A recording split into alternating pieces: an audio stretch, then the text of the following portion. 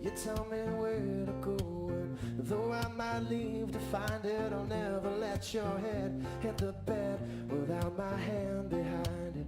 You want love, we'll make it. Swim in a deep sea of blankets. Take all your big plans and break them. This is bound to be a while. Your body is a wonderland.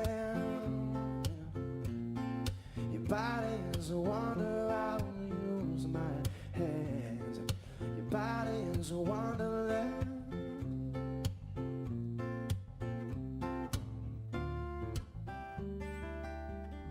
Damn, baby.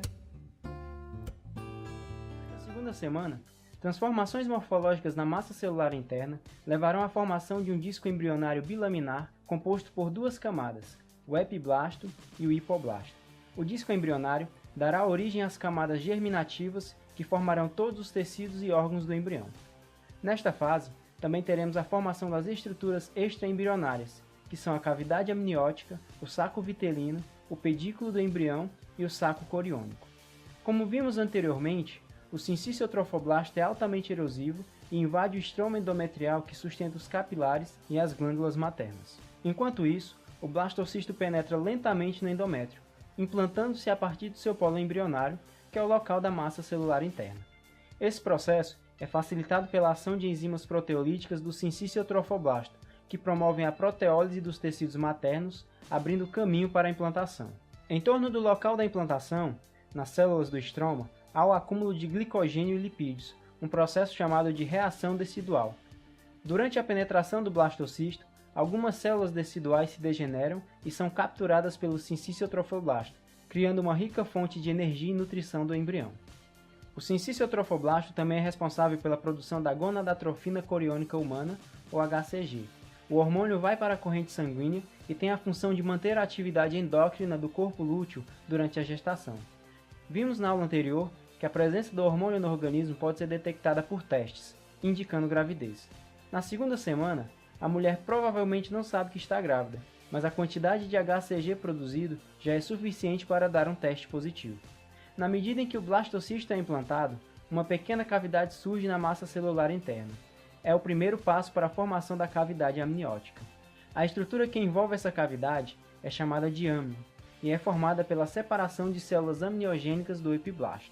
O epiblasto é um disco embrionário, resultado de transformações morfológicas na massa celular interna. É constituído por células colunares altas voltadas para a cavidade amniótica.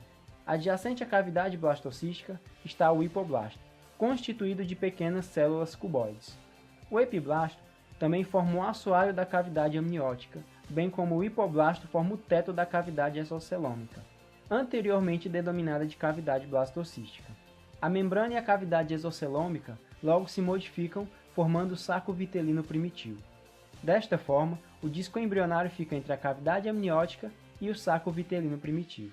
As células do endoderma do saco vitelino dão origem a uma camada de tecido conjuntivo frouxo, o mesoderma extraembrionário, que envolve o âmnio e o saco vitelino.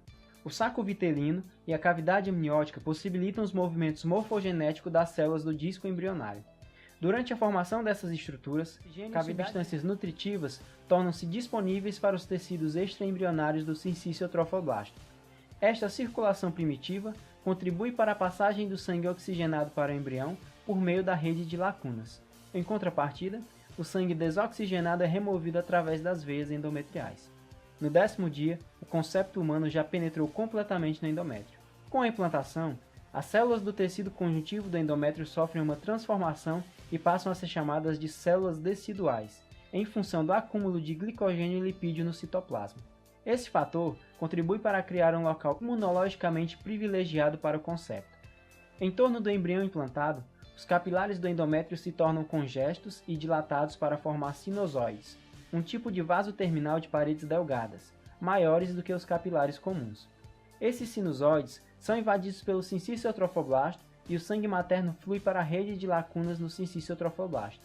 O sangue materno entra nestas redes e delas sai, estabelecendo a circulação uteroplacentária primitiva, que juntamente com as células degeneradas do estroma do endométrio, constituem uma rica fonte de material para a nutrição do embrião.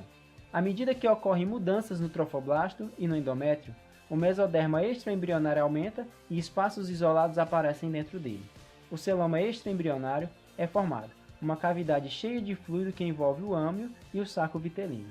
O saco vitelino desempenha um papel na transferência seletiva de nutrientes para o disco embrionário, e o fluido nutritivo das redes lacunares do cisticertrofoblasto são absorvidos pelo trofoblasto e transferidos para o embrião. O fim da segunda semana caracteriza-se pelo aparecimento de vilosidades coriônicas primárias. A proliferação de células do citrofoblasto produz extensões celulares que penetram no cisticertrofoblasto. Essas projeções formam as vilosidades coriônicas primárias, que é o primeiro estágio do desenvolvimento das vilosidades coriônicas da placenta. Adiante, o celoma extraembrionário divide o mesoderma extraembrionário em duas camadas: o mesoderma somático extraembrionário, que forra o trofoblasto e reveste o âmnio, e o mesoderma esplânico extraembrionário, que envolve o saco vitelino. O córion é formado pelo mesoderma somático extraembrionário e as duas camadas do trofoblasto. Essa estrutura forma a parede do saco coriônico, dentro do qual o embrião e os sacos amniótico e vitelino são suspensos pelo pedículo do embrião. Por fim, o celoma extraembrionário passa a ser chamado de cavidade coriônica.